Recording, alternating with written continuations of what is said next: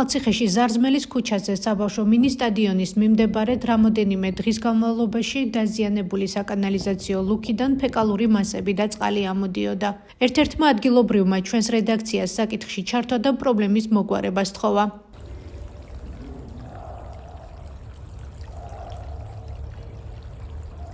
ეს კადრები ჩვენმა რედაქციამ გუშინ გადაიღო.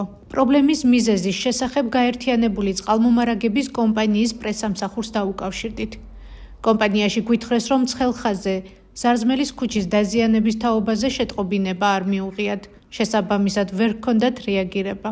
ჩვენი რედაქციის ჩართულობის შემდეგ საბავშვო მინი სტადიონის მიმდებარედ დაზიანებული საკანალიზაციო კვანძი მოწესრიგდა.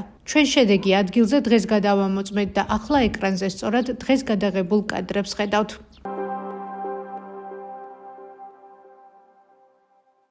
სამცხე-ჯავახეთში 24 უკანონო ტყით სარგებლობის ფაქტი დაფიქსირდა. ინფორმაციას გარემოს ზედამხედველობის დეპარტამენტი ავრცელებს. გავრცელებული ინფორმაციის მიხედვით საქართველოს მასშტაბით 1 თებერვლიდან 28 თებერვლის ჩათვლით პერიოდში უკანონო ტყით სარგებლობის 191 ფაქტი გამოვლინდა. ამავე წყაროს ცნობით გამოვლენილი სამართალდარღვევებიდან 152 ხე-ტყის უკანონო მოპოვება ტრანსპორტირებას ეხება, 59 კი სახერხის საამქროს მიერ ტექნიკური რეგლამენტის დარღვევის და უკანონო სახერხის საამქროს ფაქტებია.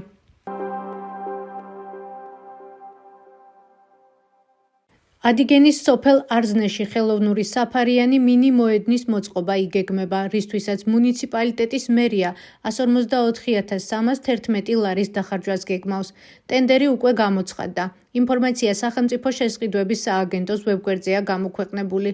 სატენდერო დოკუმენტის მიხედვით იგეგმება მოედნის კედლების, საძირკველის და საყრდენების მოწყობა, ღობის რკინის კონსტრუქციის მოწყობა, მოედანზე ხელოვნური საფარის და განათებების მოწყობა.